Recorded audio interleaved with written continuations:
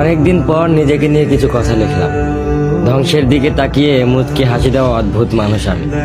হয়তো আমি পাগল, হয়তো অনুভূতির ভিতরে কোনো এক গভীর অতল দুঃখ বাসা বেঁধেছে। তবুও নিজেকে জোর করে হাসাতে শিখে গেছি।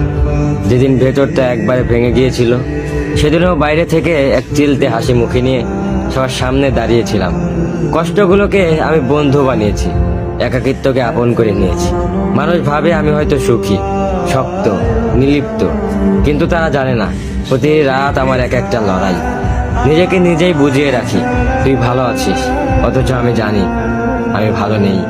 ভেঙে যাচ্ছে প্রতিদিন একটু একটু করে, আর এই ধ্বংস হওয়াটাকে যেন ভালোবেসে ফেলেছি। আমি সেই মানুষ যে হার মানার আগে হাসে, কারণ জানি কান্না দেখিয়ে লাভ নেই। পৃথিবী শুধু শক্তদের মনে রাখে, দুর্বলদের নয়। তাই আমি অদ্ভুত, আমি অনুভূতির আগুনে পুড়ে যাওয়া নীরব যোদ্ধা। আমার জীবন কোনো সুখের গল্প নয়, এটা নিঃশব্দ বিপ্লব, যেখানে হাসির আড়ালে লুকানো থাকে হাজারো না বলা কথা, ভাঙা স্বপ্ন, হারিয়ে যাওয়া আমি।